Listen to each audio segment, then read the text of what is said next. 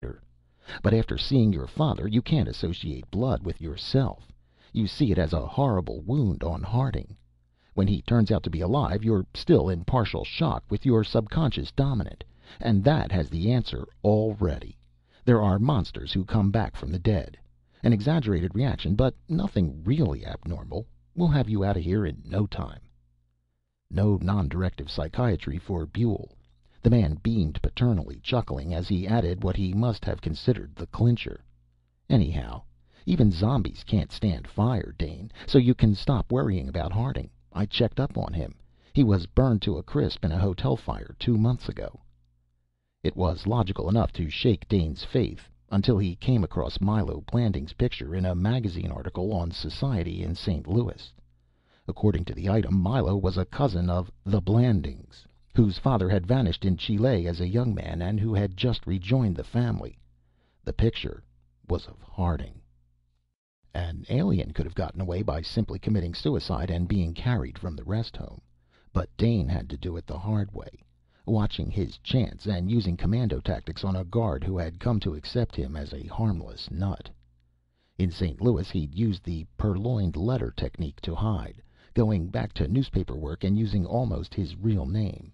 It had seemed to work, too, but he'd been less lucky about Harding Blanding. The man had been in Europe on some kind of tour until his return only this last week. Dane had seen him just once then, but long enough to be sure it was Harding, before he died again. This time it was a drunken auto accident that seemed to be none of his fault, but left his body a mangled wreck. It was almost dark when Dane dismissed the taxi at the false address, a mile from the entrance to the cemetery. He watched it turn back down the road, then picked up the valise with his camera and folding shovel. He shivered as he moved reluctantly ahead. War had proven that he would never be a brave man, and the old fears of darkness and graveyards were still strong in him. But he had to know what the coffin contained now, if it wasn't already too late. It represented the missing link in his picture of the aliens. What happened to them during the period of regrowth? Did they revert to their natural form? Were they at all conscious while the body reshaped itself into wholeness? Dane had puzzled over it night after night with no answer. Nor could he figure how they could escape from the grave. Perhaps a man could force his way out of some of the coffins he had inspected. The soil would still be soft and loose in the grave, and a lot of the coffins and the boxes around them were strong in appearance only. A determined creature that could exist without much air for long enough might make it, but there were other caskets that couldn't be cracked, at least without the aid of outside help. What happened when a creature that could survive even the poison of embalming fluids and the draining of all the blood woke up in such a coffin? Dane's mind skittered from it, as always, and then came back to it reluctantly. There were still accounts of corpses turned up with the nails and hair grown long in the grave. Could normal tissues stand the current tricks of the morticians to have life enough for such growth? The possibility was absurd. Those cases had to be aliens, ones who hadn't escaped. Even they must die eventually, in such a case, after weeks and months. It took time for hair to grow. And there were stories of corpses that had apparently fought and twisted in their coffins still. What was it like for an alien, then, going slowly mad while it waited for true death? How long did madness take?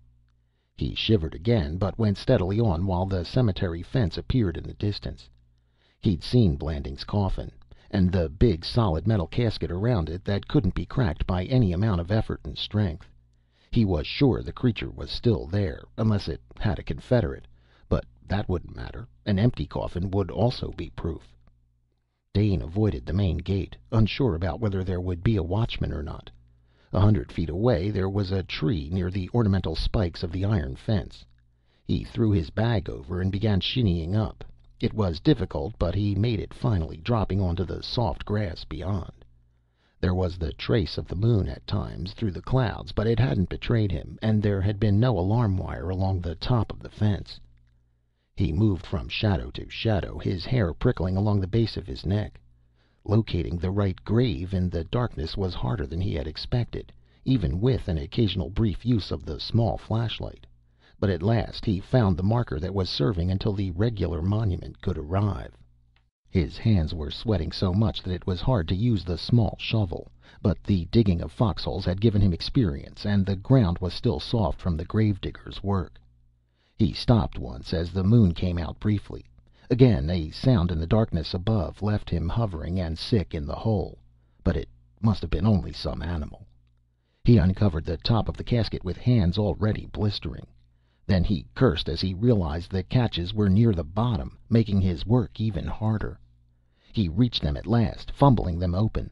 The metal top of the casket seemed to be a dome of solid lead, and he had no room to maneuver, but it began swinging up reluctantly until he could feel the polished wood of the coffin.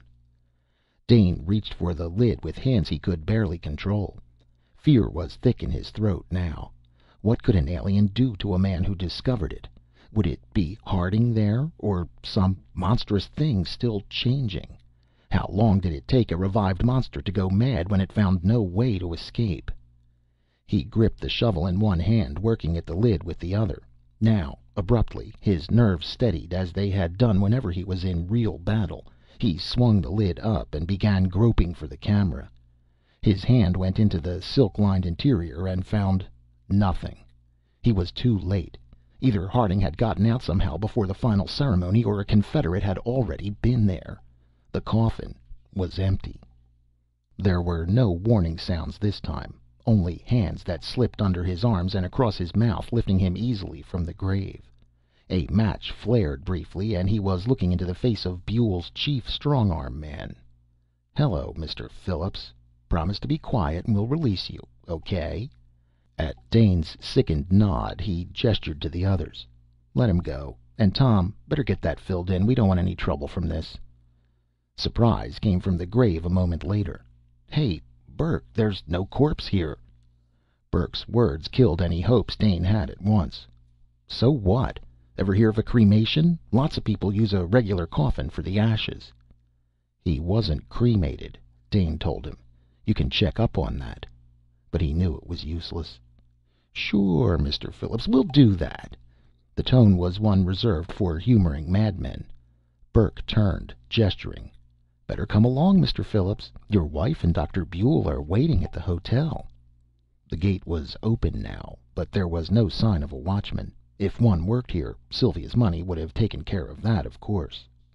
Dane went along quietly, sitting in the rubble of his hopes, while the big car purred through the morning and on down Lindell Boulevard toward the hotel. Once he shivered, and Burke dug out a hot brandied coffee. They had thought of everything, including a coat to cover his dirt-soiled clothes, as they took him up the elevator to where Buell and Sylvia were waiting for him. She had been crying, obviously, but there were no tears or recriminations when she came over to kiss him. Funny, she must still love him, as he'd learned to his surprise he loved her, under different circumstances. "So you found me?" he asked needlessly of Buell. He was operating on purely automatic habits now, the reaction from the night and his failure numbing him emotionally. "Jordan got in touch with you?" Buell smiled back at him. "We knew where you were all along, Dane. But as long as you acted normal, we hoped it might be better than the home. Too bad we couldn't stop you before you got all mixed up in this." "So I suppose I'm committed to your booby hatch again." Buell nodded, refusing to resent the term. "I'm afraid so, Dane. For a while, anyhow. You'll find your clothes in that room. Why don't you clean up a little? Take a hot bath, maybe. You'll feel better." Dane went in, surprised when no guards followed him. But they had thought of everything. What looked like a screen on the window had been recently installed, and it was strong enough to prevent his escape. Blessed are the poor, for they shall be poorly guarded. He was turning on the shower when he heard the sound of voices coming through the door. He left the water running and came back to listen. Sylvia was speaking. "Seems so logical, so completely rational." "It makes him a dangerous person," Buell answered, and there was no false warmth in his voice now. "Sylvia, you've got to admit it to yourself. All the reason and analysis in the world won't convince him he's wrong. This time we'll have to use shock treatment. Burn over those memories. Fade them out. It's the only possible course." There was a pause, and then a sigh. "I suppose you're right." Dane didn't wait to hear more. He drew back while his mind fought to accept the hideous reality. Shot